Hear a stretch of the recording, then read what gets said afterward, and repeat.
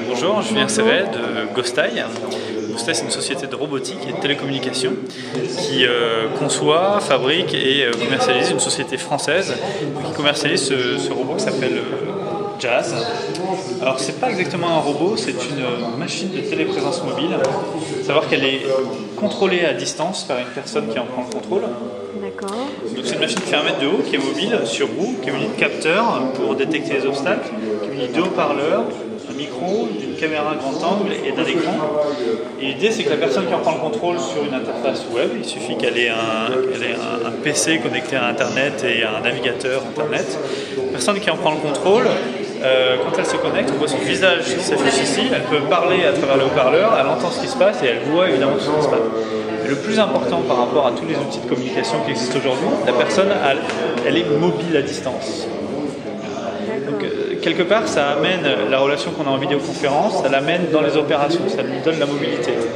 Donc les applications, elles sont très nombreuses dans l'industrie. On peut contrôler une chaîne de production à distance, on peut tout simplement passer au bureau. Si on a un télétravailleur, on passe au bureau, ce qui est une relation inédite en termes d'outils de télécommunication.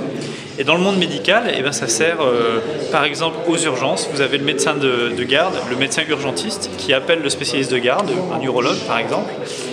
Au lieu de répondre par téléphone, il va prendre le contrôle de la machine et venir voir directement le patient.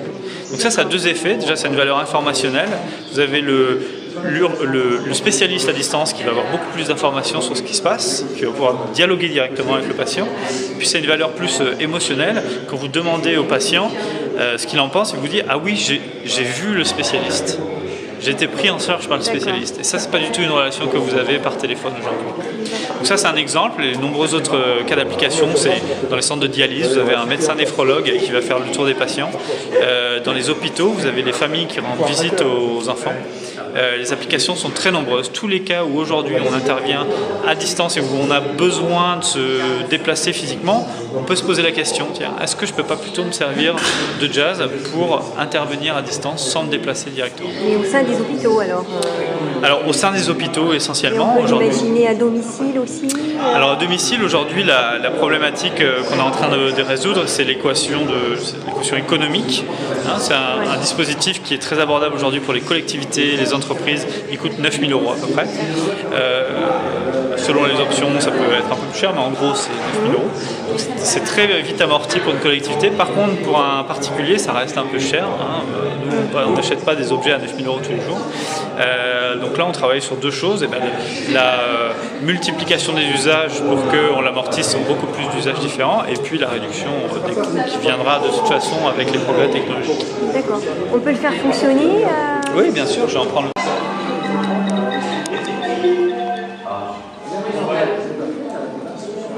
Bonjour. Voilà. Alors, je mets dessus. J'ai pris le contrôle du robot. Parfait.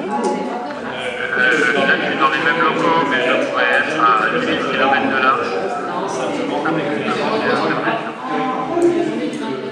Donc je peux changer d'angle de vision. Regarder à l'endroit où je clique sur mon interface. Et puis je peux évidemment me déplacer. C'est la vertu principale. Quelle est l'autonomie?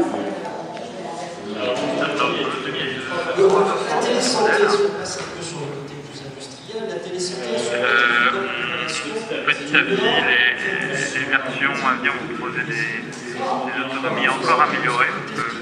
Répondre à tous les cas d'usage auxquels on est confronté jusqu'à présent. Généralement, on laisse la machine branchée pendant son reste la nuit, et puis on s'en sert pour des sessions de 10, 15, 20 minutes, une demi-heure maximum, et on va la rebrancher sur sa station de charge généralement. Donc Jazz, l'interface de contrôle de Jazz est très simple, très intuitive, et surtout elle est complètement basée sur un navigateur internet, pas besoin d'installer un logiciel. Et ça permet à toute personne qui a un PC connecté à internet, tout simplement, on lui envoie un lien internet et elle est projetée dans la machine à distance.